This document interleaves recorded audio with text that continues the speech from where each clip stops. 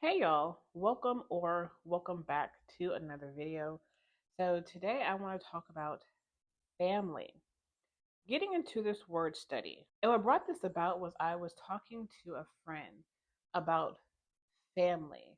And we were specifically talking about family as in relation to the holidays because we are in that quote unquote season, the holiday season or whatever, Thanksgiving, Christmas, and New Year's. And we're talking about family and how, this is the time of year where family gets together. But we were also talking about how there are people who feel obligated to be around their families for the holidays, even if they don't like them, even if a family member has maybe sexually abused them or assaulted them, or has been verbally abusive, or just has done whatever. Because not all the time, the reason that people have rifts in families is because of sexual abuse.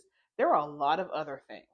Okay, stealing, money, things being said, gossiping, rumors, all those different types. There's so many things that break a family apart. But in particular, this season is when a lot of people have this, overwhelming feeling going into having to spend the holidays with their families. Like for my job, I read all types of reports about people who are feeling suicidal. And that's the other thing. Around this time of year, a lot of people feel suicidal because of having to be around family, having to be around that person that has done something to you, having to be around somebody who has stolen from you, who has said something bad about you, who has gotten the family to turn against you, all those types of things. So I was like, okay, let's talk about family. But also, I'm reading the book of Matthew, and you know the part when Yahushua's taught ones told him, "Hey, your mother and brothers are here to see you." And he said, "Who are my mother and my brothers?" And he said, "Those who follow the desire and will of the Father are my mother, my brother, and my sister." That's what he said. Those people are my family. Those who do the will of the Father. And I was like, cool, I get that. Because, people always talk about how you can't choose your family. Oh, life is too short. You need to be around family, hang around family. You need to get together, this, that, and the other. But in my perspective, I don't want to do that. As a child, you are forced to be around other family members that you don't want to be around, right? It could be their personality, it could be the way they talk, the things they talk about, it could be because they drink, they smoke, and all these other types of reasons why you don't want to be around this person. They just make you feel uncomfortable. And as parents, we tend to drag our kids to these family functions and make them interact with people that they don't want to, because kids can be more perceptive than adults can. That is one thing I have learned about being a parent. And even me as a child, I was very perceptive of other people. But with my son, he is very perceptive of other people and very weary when it comes to being around other people, mainly adults, right? Not necessarily children, because he's a child, he sees them as a child. But as adults, he's very perceptive of other people. And I'm seeing that. So, and we were talking about how people are told, especially in Christianity, that you have to be around family, that you have to forgive. And forgiving means you forgive this person that's in the past. Now, kiss and make up, right? I mean, not literally kiss and make up, but bury the hatchet and then, be together again, like be around each other again. Nowhere in scripture does it say that. People try to take that scripture where Yahusha says, love your enemies. That's all he said. Love your enemies, right? It was man who came up with the whole thing of keep your friends close, keep your enemies closer. No, you should not keep your enemies. No, you should not keep them closer. You should absolutely not keep your enemies closer. It's all these traditions of man and Christianity that tell you that, oh, it's family, your blood. Blood is thicker than water. And I'm going to put the whole saying on the screen of what that entire thing says, because people only take that part. That's like they do with scripture. They only take one part to fit their narrative. You cannot do that. That is not how you use scripture. You shouldn't even be trying to use the scripture to fit any kind of narrative. Yes, we're talking about family and what family means. It got me to thinking, like, you know, Christians say all this about family, but in the Bible, it says your biggest enemies are the ones in your household. Okay? In the book of Matthew. Yes. Listen, the book of Matthew, and this is what I don't understand about New Testament Christians. They say they're New Testament Christians, but they don't actually know what the New Testament says because everything they're saying is in opposition to what Yahusha actually said, right? He said that your enemies are those in your own household, those in your family. Those are your worst enemies, not these other people. So let's get into the Strong's Concordance, and I'm reading Strong's H4940, Mishpachah, right? And it means family, a circle of relatives, a class of persons, a species of animals, a sort of things that are common, and by extension, a tribe or people, right? Families, kinds, kindred. You know, in the Bible, it always talks about, sending a son back to his father's kindred to get a wife, right? Because a lot of times in Hebrew culture, they married their first cousins, right? The men married the daughter of his father's either brother's daughter or his father's sister's daughter, first cousins, right? So let's actually read what it says, and it's kind of lengthy. So Mishpachah means family or clan. The word is first used in Genesis 8:19. Every beast, every creeping thing, and every fowl, and whatsoever creepeth upon the earth after their kinds, went forth out of the dark. So everything that was of the same kind, right? That's families, right? Also can be called clans, which we'll get into in a minute. The noun mishpachah is used predominantly in the Pentateuch, which is the Torah, the first 5 books of the Bible, as many as 154 times in Numbers. Now, Numbers is essentially a census of all the tribes and the clans and families within those tribes.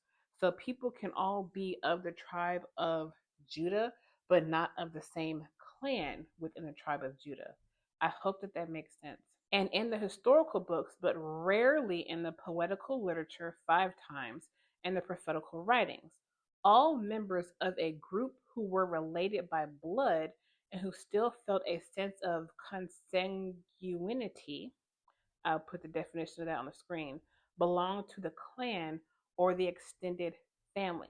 Shaul argued that since he belonged to the least of the clans, because he was from the tribe of Benjamin, and the least of the clans within that tribe, he had no right to the kingship, which is 1 Samuel 9:21.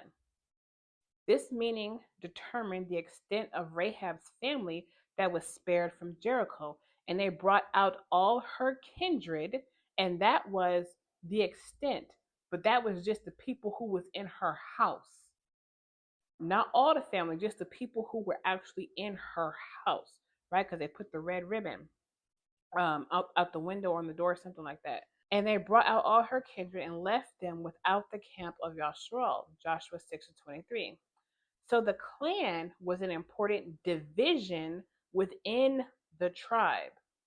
So let's say that you have the tribe of Judah, right? And there's like 6 brothers.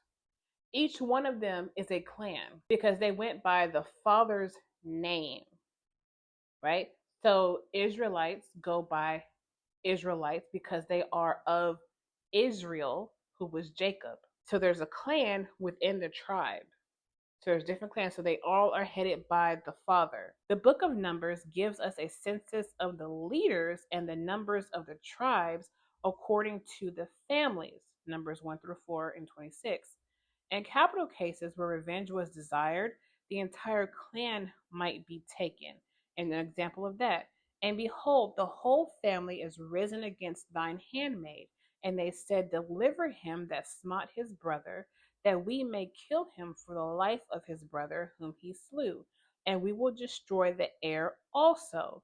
And so they shall quench my coal which is left, and shall not leave to my husband neither name nor remainder upon the earth. So everybody related to that person gonna get got. Everybody, all descendants of that man is gonna get got. And that's coming from 2 Samuel 14:7. A further extension of the meaning division or clan. So, like I was saying earlier, the division of the clan within the tribe is the idiomatic usage of class or group, such as the families of the animals that left the ark, Genesis 8:19, or the families of the nations. So, Psalms 22 and 28, 96 and 7, right? And you can also look at Genesis 10 and 5. Even Elohim's promise to Abraham had reference to all the nations. And I will bless them that bless thee, and curse him that curseth thee. And in thee shall all families of the earth be blessed. All families, meaning multiple. So, family typically is the father, the head of the household is the father, and everybody who comes from him. That is the family, right? And then his siblings, mainly brothers and their children. The narrow meaning of mishpachah is similar to our usage of family and similar to the meaning of the word in modern Hebrew. Abraham sent his servant to his relatives in Padan Aram to seek a wife for Isaac, Genesis 24:38. The law of redemption applied to the close relatives in a family. So this was the whole kinsman redeemer. And mind you, it says close relatives. After that he is sold, he may be redeemed again. One of his brethren may redeem him, either his uncle or his uncle's son may redeem him, or any that is next of kin unto him of his family may redeem him, or if he be able, he may redeem himself. Leviticus 25:48 through 49. So when it comes to family, putting this all into perspective, family would be considered your parents, their siblings, and their children, and your siblings. That is typically what they're saying by close or next of kin. That is what they're saying. Your parents, their siblings, their children, and your siblings. Like that's it. No, like typically not really grandparents, or second, third, fourth cousins. It's like no, your aunts, your uncles, your first cousins, and your siblings, along with your parents. That is what family typically is. Now, if you want to get even more specific, family would be your mom, your dad, your brother, your sister. That would be a clan within a tribe. And then, like, let's say your dad has a brother, him, his wife, and their children. That is another clan within the tribe. So the family is the head of the family would be the patriarch, right? And nowadays, you have the matriarch, the head of the family is the matriarch, taking things all out of order of the way that they should be. You can't do that. And I know I say that a lot, that you can't do that, but you can't. When it comes to the matters of the Father, you can't just be out here doing whatever. So getting back to family, right, and how we think of family today, people think that they just have to be around their family. Like family is all you got. All you got is family. No, you don't. You absolutely do not. You do not have to be around your family if your family makes you uncomfortable. You do not have to be around your family if you don't like your family. You don't have to be around your family if your family doesn't even like you. If you know what's going to happen at these family functions, do not include yourself. Don't even entertain the idea. And don't make anybody make you feel guilty for not wanting to be around your family. Me personally, I prefer not to go to family gatherings. I was forced to go to them as a kid because I didn't have a choice. But as an adult, the answer is no. The answer is always no. And it's going to always be no. I just do not want to do that. And I don't have to do that now as an adult. And I don't force my son to go to these family gatherings if I don't want to go, all for the sake of family. Like Yosha said, your enemies, your worst enemies, as a matter of fact, are those who are in your household. And this ain't just talking about the people who live in your actual house. This is also talking about just your family, period. They don't have to be the people that actually live in your house, it's your family. And if you think about that, the people who hate you the most, the people who want to see you fall and fail the most, is family. Family will always do you dirty. Like that saying goes, all skin folk ain't kinfolk, and that is true. I hope that that has put some things into perspective when it comes to family.